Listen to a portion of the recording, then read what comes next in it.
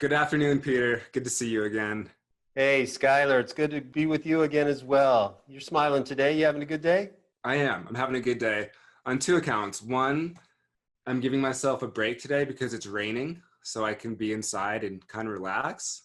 And the second one is I just pulled up the podcast statistics, and I see that our podcast has made it into North America, South America, Africa, Europe, Asia, and Oceania, which is considered New Zealand, Australia. Right. So that's pretty cool, man. 6 different continents. Truly international, Yeah, which just goes to show you that the same issues that people deal with here are the same around the world. totally. Yeah, I mean, someone in pain here in America is not too different than someone in pain in Asia. And I'm really happy they're finding the podcast and putting things to use. I have gotten really positive feedback on the podcast, and that it feels really good. Well, this is one of the only groups in the world with a positive message for people with AS. Yeah, yeah, totally. So, And that's the mission, right? A place of positivity and empowerment for people with a disease who have been told that their future is going to be kind of the opposite of that. But we know it's not always true at all. it doesn't have to be true at all. In fact, there's a lot of people who recover and overcome chronic illnesses and chronic pain, including ankylosing spondylitis. You and I are two people who would count ourselves in that group for sure. I mean, I haven't had any symptoms in 30 years. And I had terrible symptoms for 10 years before that. Yeah. Yeah. Yeah. And so real quickly, before I ask you the first question, I'm curious, Peter, you had depression, right? I'm just curious what else you had beyond the pain as well. Because most people with AS, they'll have lethargy, they'll have chronic fatigue, they'll have depression, they'll have tension in their relationships, they'll have maybe other autoimmune diseases as well, or digestion problems in their stomach, food sensitivities. I had all that stuff, depression among them chiefly, because I felt like there was no answer for me and that there was something eternally wrong with me, something broken in my body that there was no cure for, that I had to endure for the rest of my life. So that forged a self-image of victimization and victimhood. And that kicked off everything else, problems with digestion, problems with relationships, couldn't hold a job, was constantly in pain. You talk about lethargy and boredom and feeling lazy, like there's nothing I can do, disempowerment, food sensitivities, all of it. Drug addiction, addicted to painkillers and alcohol. It all kind of goes together hand in hand with the victim mentality. Mm-hmm. So mine was particularly extreme because I came out of a very tumultuous background of abuse. And this is pretty common for people that have chronic illness. We've discovered through the research, and the findings show that people who were abused as children often have major problems in adulthood with their immune systems and autoimmune disorders. Yeah. So I cite those studies in my books. I talk about, what we know and how we've discovered this stuff. That it's called ACEs, adverse childhood experiences lead to problems in adulthood. So there's a test you can take. You can get it on one of my websites. At the club, I have resources where it shows where to get the test for ACEs to see if you've got them. And there's 10 questions you answer. If you answer yes to even one of them, then chances are that you've got an autoimmune disorder. Mm-hmm.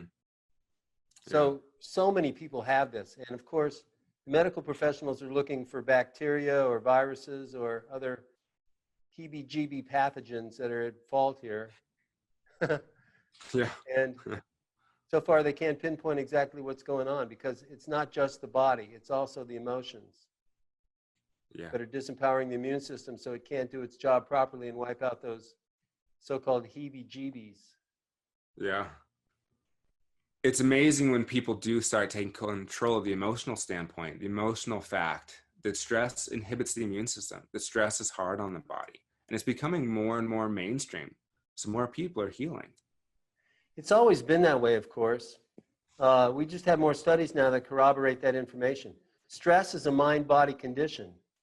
And so it was disregarded for a long time by mainstream medicine because they don't deal with the mind. They don't really get training to go and alleviate the mental conditions that create the stress in the body. So stress is a mental situation, stress. It's a mental condition that affects the physical body. That's proof of the mind-body continuum, mind-body complex. Because if you can think something stressful and feel it in the body, that's mind-body definition. Yeah. Think of like a scary movie, you know? Exactly. Yeah, yeah. Or if you hear something embarrassing, your face can turn red. For sure. Yeah. That's a physical uh, response to an emotional standpoint. Yeah. I mean, so in regards to that, I mean, so would laughing, right? Like we see something funny, our brain processes it as funny, humorous, and so we have a physical response. We laugh. Exactly. Yeah. It's a mind-body situation, and laughter is healing. Yes. I know during my time coaching with you, I watched the whole series of Friends. I grew up watching the show Friends. I always thought it was funny as a child. And I allowed myself during that coaching period with you to binge watch television, which I don't usually do, but I did it for a purpose. And I allowed myself to laugh. I let go of the judgment of, oh, that's not realistic. Who would say that, whatever, to enjoy the TV show. And between giving myself that opportunity, working with you, getting my body back in shape, it worked wonders on my health. And I've been out of pain for a very long time. There's a lot of examples of people who did that, famous people, like President Theodore Roosevelt went and explored the Amazon long before white people had gone down there and gone through it. And he contracted all kinds of diseases like malaria and beriberi or others. And when he got back to the United States, they thought he was on his deathbed. He just sat in a hospital in a bed and watched Marx Brothers comedy movies for a month, and he recovered. Yeah. And the same is true of others that have used humor. Yeah. I mean, there's another example too, Norman Cousins with the book regarding ankylosing spondylitis. Do you remember the title of that book? Anatomy of an Illness by Norman Yes, Cousins. Anatomy of an Illness. Yeah. I mean, he talks about how he helped him reclaim his life from AS. Same thing we've done. exactly right. And he used humor, and he played with children a lot, Okay. which Yeah. reminded him of how it felt to be young and healthy and nubile and energetic and carefree and stress-free. Yeah. So this isn't commonly taught in today's scientific world of medicine. And so where do people learn this? I mean, where did you learn about this? You must have been doing some research, because it isn't mainstream awareness that people know that laughter is healing. But it used to be said that laughter is the best medicine because it empowers the immune system. That's why it's the best medicine, is because it strengthens immunity. Laughter. Mm-hmm. And human beings are the only species that seem to laugh. Yeah. Pretty Yeah. amazing stuff. Yeah. Yeah. There's a lot of science out there now that talks about how improved the immune system is when someone's in good spirits versus depressed, for sure. It's scientific. Yeah, they're finally studying that and finding the correlations to be true. Yeah. What people have known since, the early days of mankind. Yeah. Finally, now we have permission from the medical establishment to Yeah. believe. Yeah. So that's perfect. That feeds into what I wanted to ask you. So I have your book Heal here called Heal for Real. And I remember when I got this book, I remember just hoping that this book was going to have the answers for me that I wanted at the time. And I had been doing so much global research on the internet, reading stories and stories about people with AS. And this was the most positive resource I had found at the time by far, still is. And so I remember when I got this book, it absolutely changed my life. And there's a quick passage I want to read in here. And it goes right along with what we're saying of humor and of being happy, of being healthy in ways that we can. And I want to talk about this with you. So on page 180 in Heal for Real, you say, the most effective way to overcome the causes of disease and disharmony is not to throw energy into resisting and fighting the symptoms and behaviors related to them, but to develop the virtues that oppose them. And we were just talking about laughter. And I feel like laughter is one of those virtues that opposes disease and illness and pain. Would you agree? Oh, it's absolutely certain that that's the case. Yeah, Skylar, you're right on top of it, truly. So I talk about developing the opposite virtues. So most people hate the condition. They're afraid of what could happen. They're resisting the pain. Naturally, we can understand why. I mean, it's natural for human beings to do that. Yeah. So then they become what are called AS warriors. Have you heard that term? I know you have. I have. Yeah, I got into the AS Warrior chat groups for a while, and once I had gotten better and healed from AS, I went in there and kind of tried to help people there, and it was Good luck. yeah, it didn't work very well. Well, they're in the midst of a battle. So feeling good and laughing isn't exactly what they're going to arm themselves with in their battles. Yeah.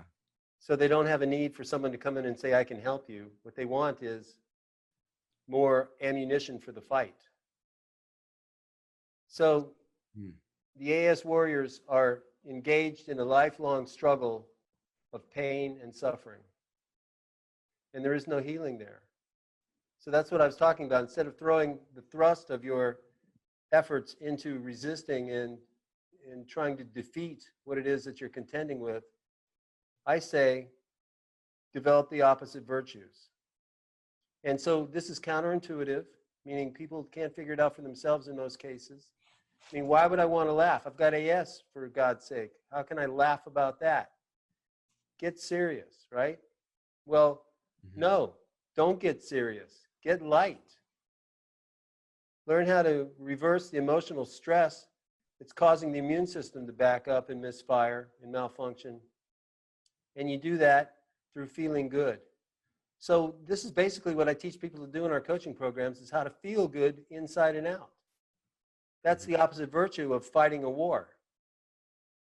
It's the opposite virtue of feeling pain and suffering. However, people don't know how to feel good. We've all been taught how to feel bad. And most of us in the Western world have been taught that to feel good, you need to acquire wealth so that you can buy anything you need, and that's when you'll feel good and successful. And we certainly have seen over the years and generations that that isn't the full, whole truth. That just having a lot of money doesn't automatically equal happiness and health. Mm-hmm. So it's not wrong to have a lot of money. I like having money. It's opportunity. But it's coming from an awareness of abundance. And I have abundance in all my efforts. Abundant health, abundant happiness, abundant wealth, abundant love, abundant joy. It's all abundance of one form or another. And that's the opposite of the warrior mentality.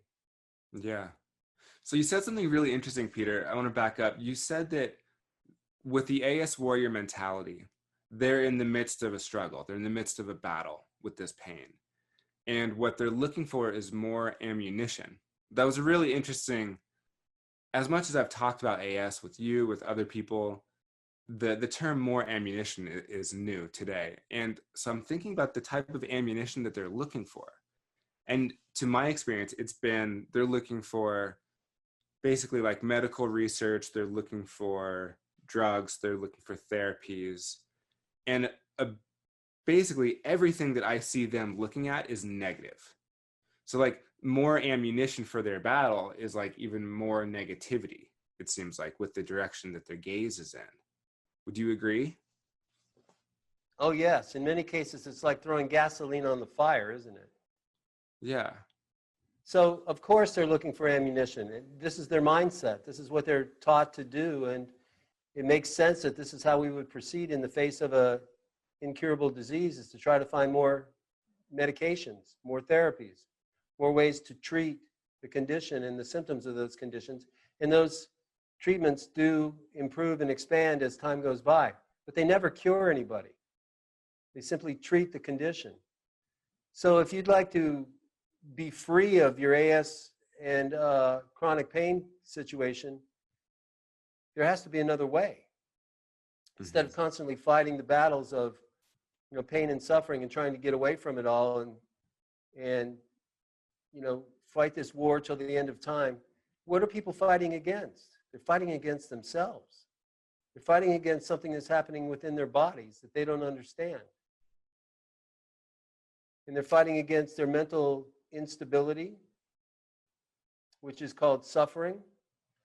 So the definition of suffering doesn't mean that you have pain. There are some people who like pain. You know, cage fighters and others. There are people who use it for sexual pleasure, and other people enjoy pain in different ways. Endurance athletes like that form of pain. So pain doesn't automatically equal suffering.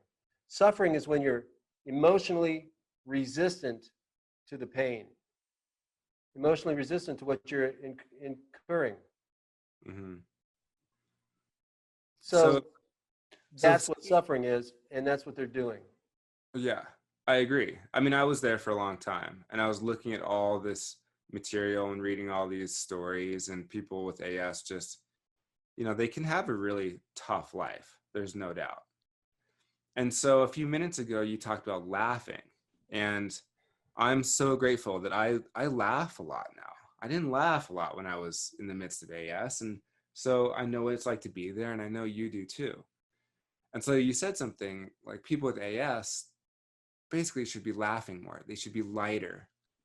That either sounds extremely wise or impossible And naive. and naive, right? Like who could be in pain and be laughing about it? We know the benefits of laughter. And so what have you seen with all the clients you work with? Like, how have you gotten them to that place of being lighter instead of so pissed off that they're in pain? Yeah, it's very basic, and my process goes right to the heart of what solves that equation in that situation. And I give this to people in my recovery challenge training and in my personal coaching. What I teach them to do is feel good about who they are. And that kicks the ball rolling in a direction that feels good. Because you may not always be happy. I mean, you know, if your pet, your dog or cat dies today, you're not going to be happy today about that. But you can always feel good about who you are. Yeah. So that's what I teach people to do. And it's counterintuitive. They wouldn't have thought of that. They'd go to a rheumatologist and look to alleviate the inflammation and think that that's how they'll feel good. But if you feel good about who you are, it lessens the stress in the subconscious mind that works against you and causes the cascade of symptoms in the body that happen as a result. Mm-hmm. So there's a two-step process that I take people through, and they go into remission and recovery from AS. And that two steps, most people haven't figured out.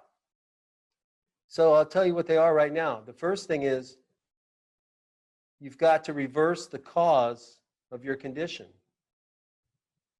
So now what's the cause of your condition and how do you reverse it? That's what I teach people how to do. Mm-hmm. And the cause of your condition is stress. That's overloading the immune system and causing negative immune function, which makes the immune system attack itself, which creates inflammation and causes pain in the body. Mm-hmm. So now how do you do that? I have a short program to teach you exactly how to do that. And the second thing you've got to do is repair the damage in the body. And so people think, well, you got to do that with surgery or drugs or what have you. No. Just specific practices and movements allow you to rewire the brain through what's called neuroplasticity. So that's the resolution of the condition. Reverse the cause, repair the damage, you'll go into remission and recovery. Mm-hmm. With my experience with this, I can clearly see how what was primary in my life was dealing with the pain, was fighting the pain. That's where the AS warriors are. And then with you, it shifted. My primary focus in life shifted from dealing with the pain to feeling good about myself, to feeling supported, to feeling like I could do something about my situation. So there was confidence that came with that. There's empowerment that came with that. I felt stronger. And so when I think back, I can see that major shift in focus. And that shift in focus was also when we understand that the mental processes release stress in the body, or that releases adrenaline, or it releases things that feel good. I shifted from fighting the pain to feeling good about myself. And the body did the rest. I didn't have to learn how my immune system worked. I just had to apply the tools you taught me to get myself feeling good. That's right. That's all it is. Yeah. So once you learn what to do, you no longer have to fight the battles. Yeah. So get out of the way, stop fighting, and feel good about who you are, and the body follows the mind. Yeah. That's why Yeah. laughter is the best medicine, because the body just follows the mind into joy. It really does. I mean, you know, if you get bad news, you can feel really bad. You can feel it in your gut. You can feel the stress on your shoulders and your neck. You might not be able to sleep, digest your food properly, just because you heard something that you interpreted as bad news. And then the next day or the next week you hear, oh, no, it was a false alarm. Nothing bad happened. And the condition cures itself. It clears up. Mm-hmm. Mm-hmm. The body follows the mind. That's something that we're not taught in our medical training. But it actually happens. There's the effect called the placebo effect. Doctors will recognize it as effective in about, researchers say, in about 30 to 35% of cases, the placebo is what's working. So antidepressant medications are largely working on the placebo effect. You take a pill, you expect it to have a result. It begins to feel differently in the body as it changes the neurotransmitters in the brain, the way that they're processing. And then you expect to improve, and you do. Mm-hmm. So it's the body following the mind. Mm-hmm. That is what we're doing here. So when you feel good about who you are, you can always feel good about who you are if you know how. Mm-hmm. Therefore, you don't have to fight with yourself anymore like a warrior does. Warriors are fighting against their bodies. It's me against my disease. It's me against my illness. It's me against my symptoms. It's me against myself. And there is no cure there. So they'll keep fighting and fighting. And, you know, now it's become like this badge of courage and badge of honor to be a warrior. We're going to fight this thing all the way down. Okay? And those people do not heal. Yeah. I mean, and I would argue those people just keep on getting sicker and sicker and sicker. You know, having healed from AS myself, when I'm around somebody that has that warrior mentality, I can clearly see that it's not good for their health. You know? Obviously. Yeah. Their mental health, their emotional health, or their physical health. Yeah. These things work together. And they're focused on the pain, and they're focused on all this victimization. And I remember you said something that really stuck out to me. You've almost said it today, but not quite. But you said, when you're fighting, you know, when you're fighting a disease within, like you're fighting an aspect of yourself, you're fighting an aspect of your body. And if you're constantly fighting yourself, who wins? And I remember you asked me that, and I was like, what? Like, okay, like, let me process that. If I'm fighting myself, who wins? And I remember just getting to the point, like, shaking my head, and I'm like, I don't know. Like, I don't think I win. You know, it doesn't sound like it. If you're constantly waging a war against yourself, who wins? Yeah, that's in the book. Is in the book, yeah. Yeah, I mean, it's a very good point, because it really brings across what most people are doing. And one thing, though, is a lot of people don't realize they have a choice. True. So a question for you: what do you have to say to the millions of AS warriors that are doing the best they can? They're getting information from other people that they know that have AS, who happen to be a warrior by happenstance, so that's all they know and all they have. Like, what do you have to say to all of them that are fighting every day? I would say I understand what you're going through. I was a warrior myself for 10 years. And if that was the solution, I'd be all for it today. I'd be leading the charge. I'd be a warrior on the front lines of research and recovery from this dreaded condition. But I learned that there's no victory there. As long as you're fighting a war, the war is never won. Mm-hmm. So if it isn't working for you, if you're fighting the war and it's not making the progress that you'd like to have, and you're not feeling as good as you otherwise would like to, try something different. You do have a choice. If you don't know what else to do, read my book, come to my class, go to my websites, find the resources. I have plenty of free resources for people all over the web and the websites that we've developed. Yeah. Try something different. Yeah. I like that. I think that one reason I was so successful is because I also have an open mind. And I know that when I heard, your book is very different than what the AS Warriors are talking about. And I was open to it. I was open to anything that would help myself. And you have to be in order to make the gains that you made. If you're not open to it, then nobody and nothing can make you do it. Yeah. There is no psychology that says a man can achieve what he believes he cannot achieve. No psychology follows that dictum. And so people are hearing there is no cure, and we're going to be AS warriors. That's exactly what's happening there. There's no way that they can achieve what they believe they cannot. Yeah. And that's what's going on in that situation. So you've got to open your mind.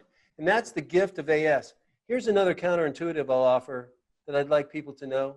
Everybody who goes through my training and gets relief and recovery and remission from AS gets to a point of awareness where they're actually grateful that they got AS. Now, how's that? Yeah, that's huge. How does that work, right? Yeah. Would you say it's true for you that you actually found gratitude for AS after you came through it? Yes. Yeah. So does everybody who comes through it. They're like, man, I would never have discovered all this stuff about myself. I would have never grown in this way. I would have never opened my mind and learned and evolved and become happy and wholesome and healthy if the AS didn't knock me off my feet. So the AS is a teacher. And this is something that most people never accept or realize. They think AS is an enemy. It's a Satan. It's a evil presence that's trying to undermine their life, when actually what it's doing is the opposite. It's an opportunity to wake up, let go of that inner stress that's bedeviling you at those deeper levels of consciousness, and then that's when the pain and suffering move away by themselves, because you've reversed the cause of that pain and suffering. And then we go about stage 2, which is repair the damage through rewiring the brain through just different beliefs and behaviors and exercises that create new neural pathways in the brain, and you're done. You don't have to spend the next 10 years as a warrior, the next 20 years or the rest of your life being a lifelong member of the medical establishment and a subscriber to the pharmaceutical companies for life. You don't have to do that. Yeah. Yeah, I would say that my time with you and all the clients that I personally know that have coached with you, that took 10 years off of pain, if not an entire lifetime. What did? Working with you and learning these ways instead of continuing down the AS warrior path. Right, and trying to figure it all out. Yeah, I try to figure it all out. And so I want to jump back. So you said nobody achieves what they believe they can't. So people who believe that they can't do anything about AS, they're left pretty hopeless. Would you agree? Well, here's the point. Everybody's right. If you believe you cannot heal, you're right. Henry Ford made a famous quotation that goes like that, where he says, whether you believe you can or believe you can't, either way, you're right. Yeah. So someone who believes that they absolutely cannot do anything about their situation with AS will hear this podcast and dismiss it. That's an example of that. Like, well, no, you can't do that, so I'm going to continue studying this. It's a bias, basically. Yeah, that's common. And they're correct when they say that they can't do it. When they say you can't do that and project it onto me, that's incorrect. I've done it. You've done it. My clients have done it. It isn't that nobody can do it and we can't do it. It's the point that they can't do it because they don't believe it's possible. Yeah. Now, this isn't a license for ignorance, as I'm often wont to say. You have to have realistic expectations, and that leads to positive outcomes. So it isn't like, okay, I'm going to wave a magic wand and you're going to be all better. That's a mistake people make when they first get into remission. They think, oh, now I can go back to eating cupcakes and Twinkies, and I can go back to my old ways of being resentful and hateful and hurtful, and I can go back to being who I was. And so their symptoms recur. Yeah. That's what happens with a lot of people who get fast results and then quit the training. Mm-hmm. They go back to where they were. And that's the mistake that I'm elucidating right now, is that people think once I'm in remission, I can go back to my bad behaviors. No, you've got to continue to be loving and giving and hopeful and cheerful and light and abundant and happy and act like a healthy person acts. You don't get to go back to your bad behaviors and expect that you're going to remain in remission. I think one of the best behaviors that I've seen with myself and with others is being kind to myself. I think AS, the biggest gift I got from it is learning, for one, that I had the choice. Second, that I actually had the ability to be kinder to myself. I've never seen anyone come through your group classes, my private coaching class, that had AS that wasn't hard on themselves. And it feels wonderful to let that shit go. I was perhaps among the most hardened of all these patients. And I was so brutal to myself. Everybody saw it and everybody told me, but I never realized what I was doing exactly. I was just a warrior, warring against myself and against my past and against my memories and the demons in my mind that I was trying to keep locked up and shut off. Yeah. So when you say be kind, that happens organically. You didn't have to train yourself how to be kind to yourself, did you? It just kind of happened. Yeah, it just started happening. Yeah. As a result of your practices. Yeah. Another thing that is similar to that we notice is that people with satirical or sardonic or sarcastic senses of humor are hard on themselves. And so they use that as an outlet. Sarcasm is an outlet for humor that they think is a healthy and positive way to contend with their conditions. However, sarcasm is always interpreted as an attack. If you're sarcastic about somebody or even about yourself, it's an attack. It's not being kind. I'll say that what we notice is that people who are sarcastic, who go through the programming and become happy and healthy and abundant, sarcasm falls away. They just are less sarcastic, and then it goes away altogether, and they don't understand why, because they didn't try to make it go away. And it was part of their personality that they thought was endearing and charming and attractive to other people. But it falls away, just like cruelty falls away, and kindness takes its place. So the sense of humor is a lot lighter rather than sardonic and wry and twisted. Yeah. It's interesting that sarcasm comes up. So I used to be very sarcastic. That was my number one way to be funny. And I made people laugh all the time. I had really, really good sarcasm. And the more I changed, the more positive I got in general, the more I started realizing, like, if I said something sarcastic, it didn't actually feel very good. It was kind of mean. You know, someone might walk in and be like, "Oh, nice hat," right? And like some sarcastic remark. And it was an attack, and it was like twisted in a way to kind of make people laugh a little bit, but it was mean. And now when I hear someone who's very sarcastic, there is a meanness to it, and you know that they're hard on themselves. Yeah, and I hadn't put that together. That it makes sense. Yeah. Yeah, you can see it.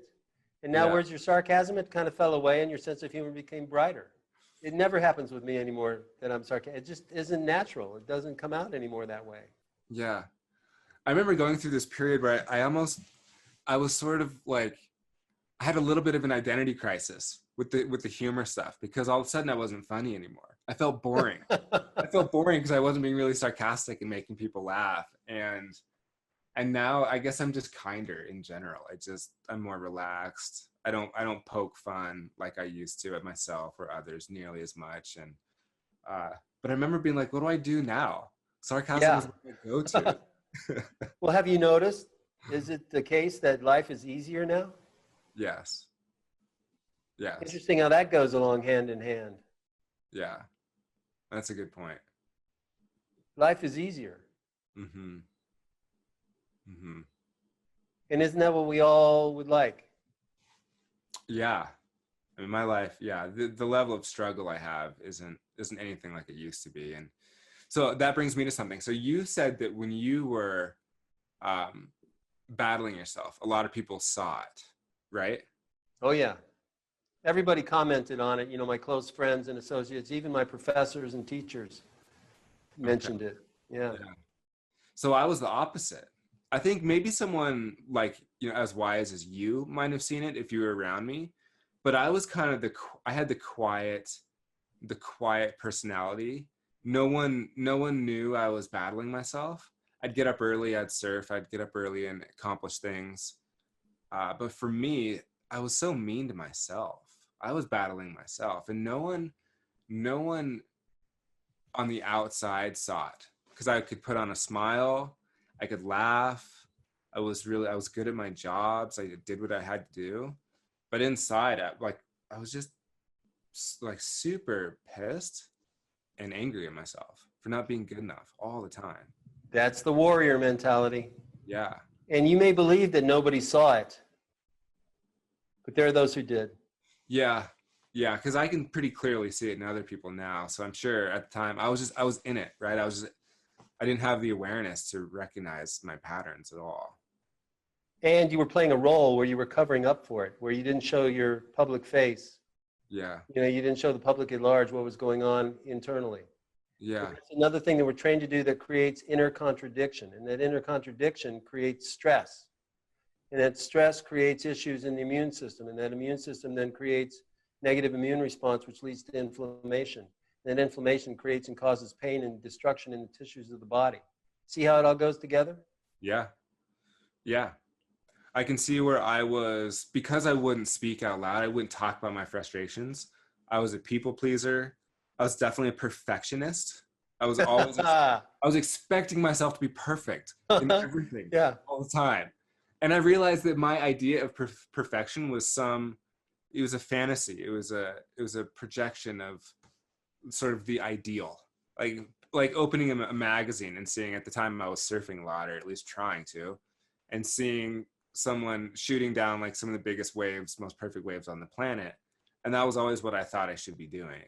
And if I didn't hit that goal, I would be really hard on myself. And even if I did hit the goal I was shooting for, I wouldn't really I wouldn't relish in the reward of my success at all. So that's stressful as well. And it's you holding yourself up and comparing yourself to others. Even magazine images of guys shooting the pipeline, right? You were comparing yourself to them. And you had this overall feeling of, I should. The word should and the sentiment that follows from should and should not is guilt. And guilt means I need to be punished. I'm guilty and I should be punished. That's the should. That creates inner contradiction because some of you wants to be well and heal and feel good about who you are. Part of you wants that. And the other part says I should or I should not have done that. And I'm guilty and I deserve punishment. That creates inner contradiction, which creates stress in the subconscious mind that we're not even aware of. And that stress in the subconscious mind creates negative immune response, which creates the inflammation, which leads to the pain that sustains the house that Jack built, or however that fairy tale goes. Yeah, yeah. And you weren't even aware of any of that. Yeah, see, I wasn't aware of it. So I know that the dialogue I had at the time was I should a lot. There was a lot of that. And I never consciously was like, I deserve to be punished. But I notice now that like immediately if I feel like I should be doing something, that belief is like meaning like I'm inherently not good enough. Correct. So like, I'm in the wrong, like I'm bad. I don't feel good. I feel like crap. I'm guilty and I deserve punishment is what it stores as in the memory. Yeah.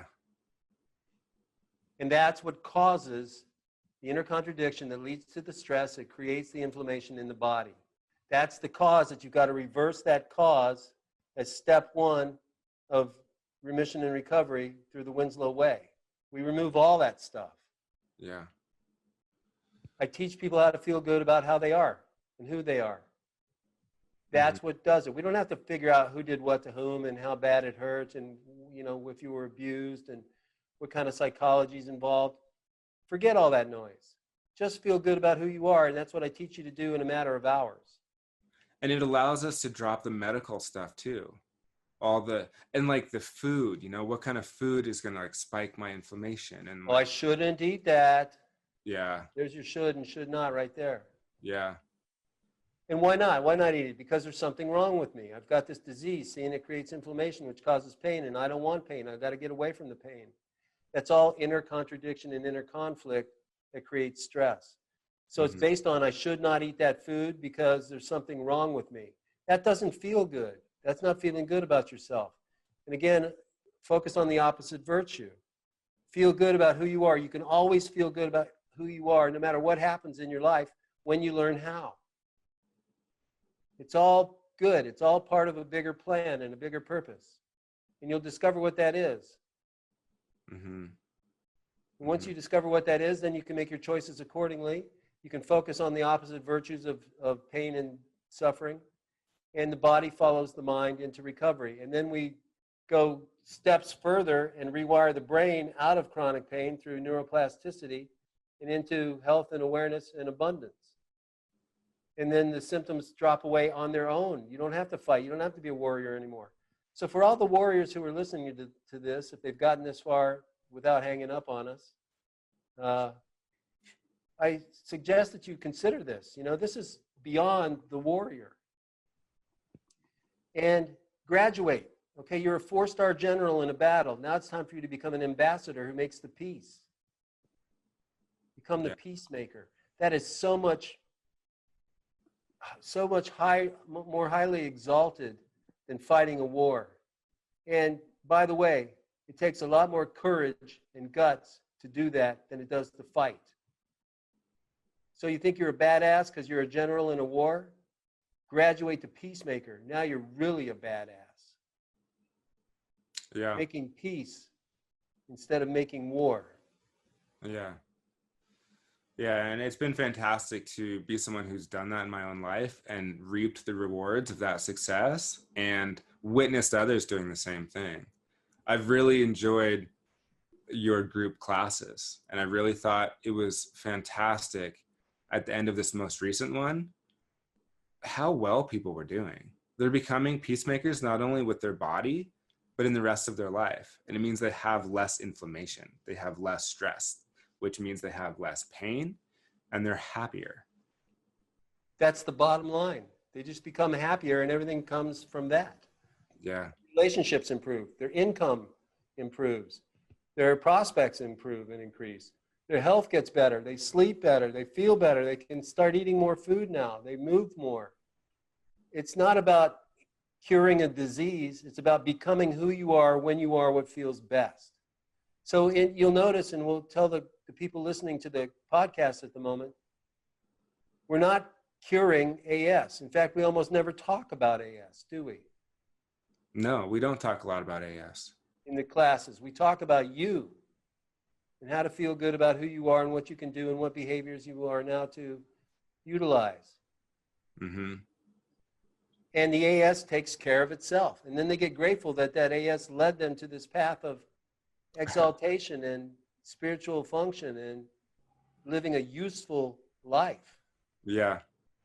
It's fun too, watching people's like brains get scrambled when all of a sudden the pain goes away and they're like, what? They're like, I've been focused on the pain trying to figure this out for 20 years. There's one man specifically in the second to most recent class you had, and he was just like, what? Like, I'm putting my focus elsewhere. I'm feeling good about who I am, focused on family, and the pain is gone. It's like, what? Because it does. It takes care of itself. The body is absolutely brilliant. There are a myriad of complex things happening every millisecond in our body that we're not aware of. And so, yeah, we learn to live our life and live it well, and the pain goes away by itself. That's huge for people to understand. And it's not intuitive. They don't figure that out. They think that they have to fight the pain to make it go away. And the warriors will recognize this. But who do you know who's fought the pain and made it go away permanently? No one. I haven't met anybody yet who's constantly fought the battles and is a warrior and doesn't have pain. Mm-hmm. Yeah. So try something different. Yeah. Make peace. Learn how to be good. Learn how to make that peace and feel good about who you are. Yeah. That's truly developing the opposite virtues of disease. There's no doubt. That's the point. Yeah. Yeah. Cool. So I do want to hit on that just a little bit before we close this podcast. Developing the opposite virtues of disease is a fantastic skill set that carries out into relationships with work, with loved ones, with family, with everything. And I know that some people out there might think that it'd be really, really hard to do, or dang near impossible. So, you know, but yeah, we've seen people do it. You did it kind of on your own. I did it with guidance and coaching from you and some other books, and people in your group are doing it quite quickly. I'm always shocked at how much faster other people are doing it than I did. I thought I was pretty good. But Yeah. now, you get a group of people all doing it at the same time, and it's just fantastic. So, and there's a level of wisdom to it too, developing the opposite virtues of disease in order to heal. So can you just talk on that for a sec? I know I'm kind of vague here, but it's brilliant. In order to create wellness, in order to create vibrancy of life and of body, we do have to develop the opposite of disease. And that's exactly what you teach. That's what's in your books, all of it. That's right. That's the solution. That's what leads to the most favorable outcome. And so people would want to know at this point, well, what is the opposite virtue from disease and illness? And of course, we could say wellness, happiness, but it's love, joy, and peace of mind that make the difference. And that's what I connect people to. Because this is what's misunderstood as well. People don't understand any of what we're talking about until they take the coursework and they're like, I never thought of it that way. Yeah.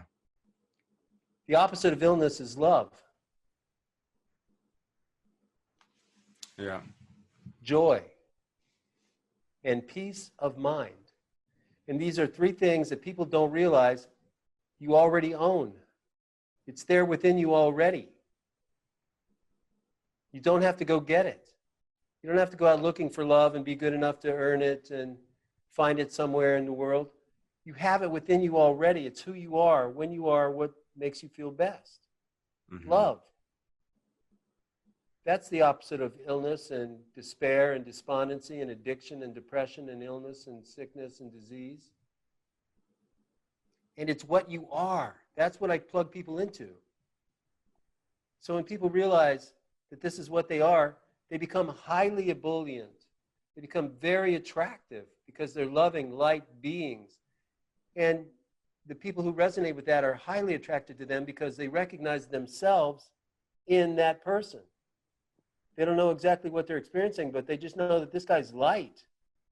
This girl is really resonating and putting out vibrations of love and joy.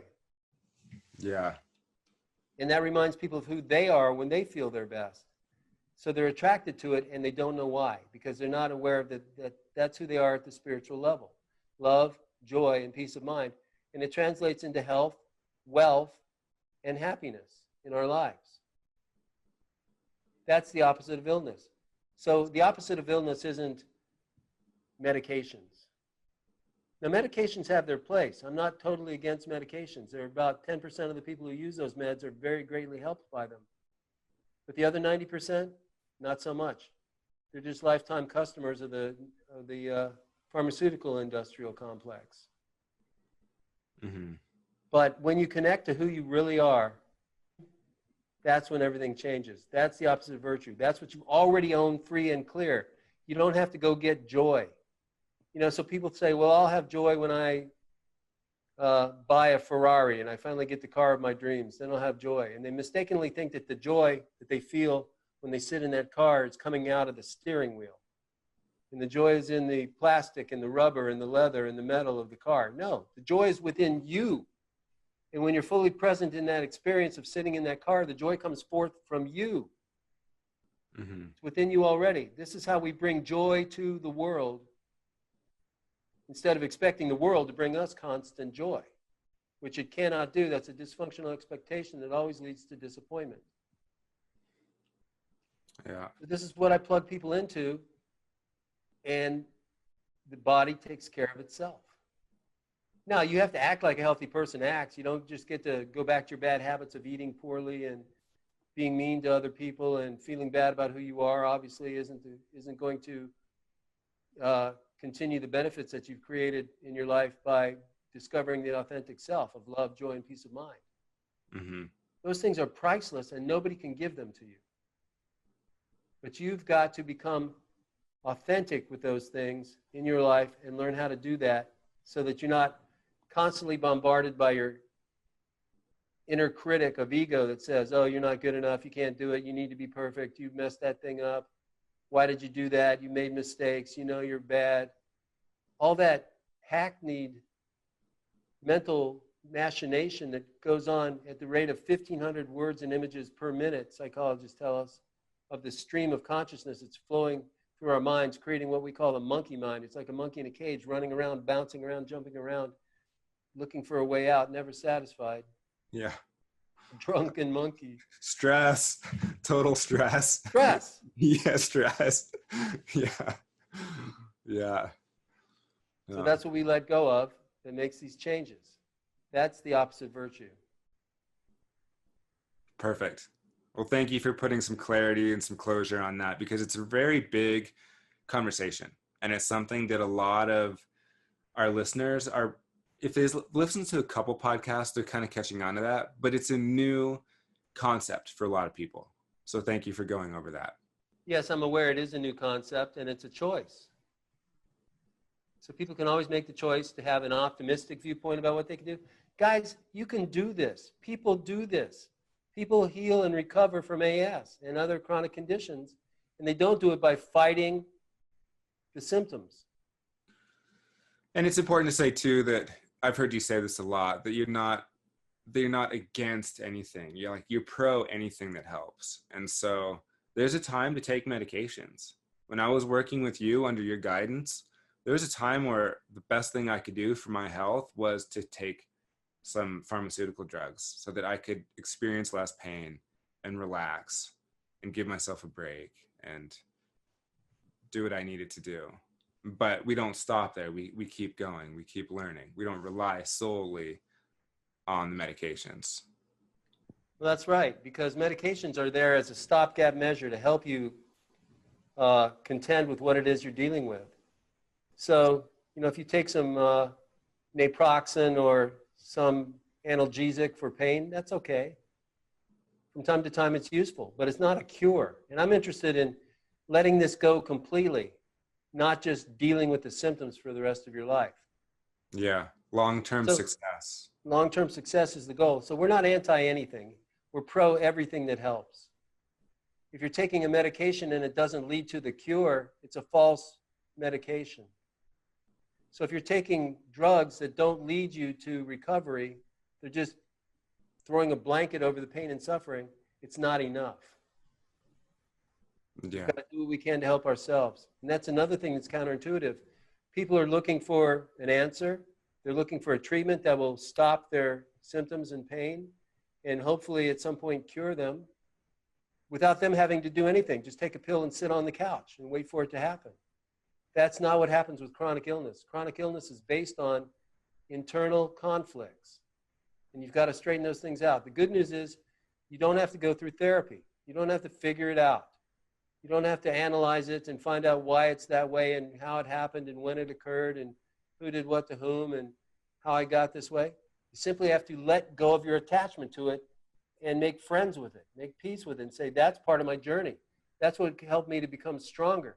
That's what showed me these new concepts and beliefs and behaviors that are leading me to an exalted life of purpose and meaning and mission and a utilitarian and useful life instead of a diseased and lazy life that doesn't get anything done in this world. So you can actually be grateful for going through what you went through. And when you get to that level of gratitude, that's when everything changes. You don't have to figure it out. You don't have to know why it happened.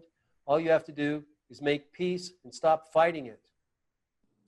You don't have to find out what it is. People are like, well, we got to do therapy to find out what happened and why it happened. No, it's not true. You can do those things and maybe they'll help. You can go into therapy for a few years and see if it helps. But you don't have to. All you have to do is make peace with it. Say, okay, that's what something happened in my past that led to this, and now I choose to focus on the opposite virtue. So you have to learn the practices and the principles to be able to do that. That's all you have to do to reverse the cause of your chronic condition. Brilliant. Brilliant, brilliant. If more people knew that, the world would be a very different place. So, Wouldn't it? hats off to you, Peter. So roll up your sleeves, Skylar. We got work to do. We got work to do. And thank you, Peter. Thank you for your time today. You dropped a lot of knowledge, a lot of good stuff. And I'm always appreciative of the time with you. Oh, it's my privilege to share this with you and your viewers. Yeah. It's nothing better. There's nothing I like more in life than helping people out of suffering and pain. Yeah. So thank you for providing this platform for us to be able to do this work. Yeah, you're welcome. And it's absolutely a calling for both of us. And where would you like people to contact you? You can contact me at asvictors.com and go from there. And while you're there, check out the asrecoverychallenge.com. You'll find the link for it there on asvictors.com. That's the hub, the central hub through which everything goes. And take a look at what we're offering and see how it jibes with your beliefs. And if it's something that you find could be useful, that's where you'll find me. Cool. Yeah, those sites look good. Those sites look good. Thank you. All right, Peter. Well, enjoy your afternoon. Thanks again. And we will be in touch again later. Good to be with you, Sky. I'll see you soon.